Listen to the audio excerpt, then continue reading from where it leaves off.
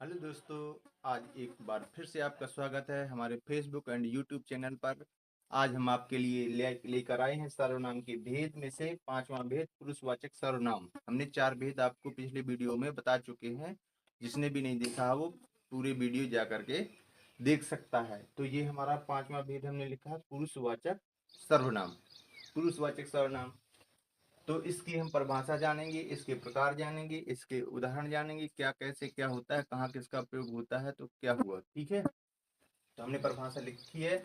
जिन सर्वनामों का प्रयोग बोलने वाले व सुनने वाले या अन्य किसी व्यक्ति के लिए के स्थान पर किया जाता है उन्हें पुरुषवाचक सर्वनाम कहते हैं। अब ये तो हो गई परिभाषा। अब हम आपको इसको समझा रहे हैं। मतलब वे सर्वनाम शब्द जो बोलने वाले के लिए प्रयोग किए जाते हैं। एक बोलने वाला होता है, एक सुनने वाला होता है, एक अन्य होता है जिसके बारे में बोला जाता है। तो इन तीनों के लिए जिन शब्दों का प्रयोग होता है उन्हें पुरुषवाचक सर्वनाम कहते हैं। जो बोलने वाले के लिए होगा और सुनने वाले के लिए होगा, इन दोनों के अलावा किसी अन्य के लिए होगा, वे सभी शब्द क्या कहलाएंगे? पुरुषवाचक सर्वनाम के अंतर्गत आते हैं। आशा है कि आपके समझ में आ गया होगा। हम अगला इसके प्रकार में जाते हैं। इसके 3 प्रकार होते हैं। पहला होता है उत्तम पुरुषवाचक सर्वनाम। इसको समझो। उत्तम पुरुषवाचक सर्वनाम का मतलब होता है, उत्तम का मतलब जो बोलने वाला, मतलब जो बोलने वाले के लिए जो सर्वनाम शब्द का प्रयोग करेंगे, जो बोलने वालों वाले के लिए जो सर्वनाम शब्दों का हम प्रयोग करेंगे वो उत्तम पुरुषवाचक सर्वनाम के अंतर्गत शब्द आएंगे।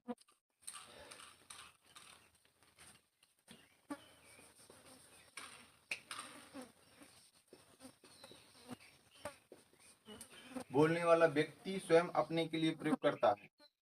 जैसे मैं बोल रहा हूं तो मैं अपने लिए जो सर्वनाम शब्दों का प्रयोग करूंगा वो क्या कहलाएंगे? उत्तम पुरुषवाचक सर्वनाम कहलाएंगे। जैसे मैं स्वयं बोल रहा हूं तो हम अपने लिए प्रयोग कर रहा हूं, हम भी एक उत्तम पुरुषवाचक सर्वनाम के अंतर्गत आएगा, हमारा भी आएगा। वो किसके लिए प्रयोग कर रहा है? खुद के लिए प्रयोग कर रहा है। मुझे, मेरा, हमें, हमको आदि ये शब्द होते हैं। जैसे उदाहरण में लिखा, मैं अपने गांव गया। मैं अपने गांव गया, मैं का प्रयोग है। हम बाजार जा रहे हैं, खुद के लिए प्रयोग कर रहे हैं। हमारा देश महान है, हम अपने लिए प्रयोग कर रहे हैं। तो ऐसे शब्द जिससे वक्ता या बोलने वाला स्वयं के लिए प्रयोग करे, उन सर्वनाम शब्दों को हम क्या बोलते हैं? उत्तम पुरुषवाचक सर्वनाम बोलते हैं। दूसरा भेद होता है मध्यम पुरुषवाचक सर्वनाम।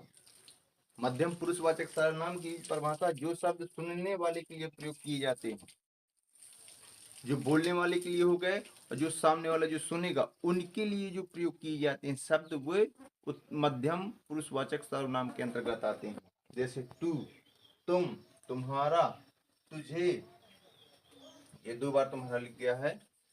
तुम्हें, आप, आपका, अपना, आपको या अपने आदि शब्द क्या कहलाएंगे? ये किसके अंतर्गत आएंगे? मध्यम पुरुषवाचक सर्वनाम के अंतर्गत आएंगे। जैसे तुम कितने अच्छे हो। यदि जो उत्तम पुरुषवाचक सर बोलेगा तो तुम कितने अच्छे हो, तो वो अपने लिए नहीं बोल रहा, वो तुम यानी सुनने वाले के लिए बोल रहा है, सामने वाले के लिए बोल रहा है। तो वो वहां पे क्या होगा? मध्यम पुरुषवाचक सर्वनाम होगा। जैसे तुम कितने अच्छे हो, आपका नाम क्या है? आपका नाम क्या है? तो ये किसके लिए हो गया? आपका शब्द प्रयोग हुआ। तो ये सुनने वाले के लिए, वो सुनेगा तो वो जवाब देगा कि मेरा नाम फलाना है, ढेमकाना है। तो इस कंडीशन पे क्या होगा? मध्यम पुरुषवाचक सर्वनाम होगा। जैसे आपका नाम क्या है, अपना नाम बताओ, अपना पता बताओ, आपने क्या खाया है। तो ये सभी ऐसे शब्दों का प्रयोग होता है, तो वहां पे मध्यम पुरुषवाचक सर्वनाम होता है। आप समझ चुके होंगे। अगला भेद उसका है अन्य पुरुषवाचक सर्वनाम। क्या है? अन्य पुरुषवाचक सर्वनाम वे शब्द जिनका प्रयोग बोलने वाला यानी कि उत्तम पुरुषवाचक और सुनने वाला यानी मध्यम पुरुषवाचक अन्य किसी के लिए प्रयोग करते हैं।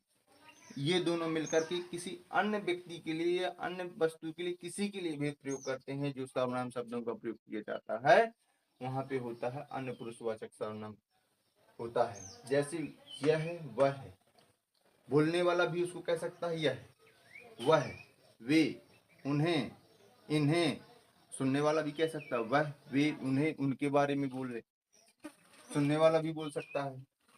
जैसे यह, वह, ये, वे, इसका, उसका, इसे, उसे, इन्हें, उन्हें, इनका, उनका, उनको, उसको आदि ये शब्द के किसके अंतर्गत आते हैं? अन्य पुरुषवाचक सर्वनाम के अंतर्गत आते हैं।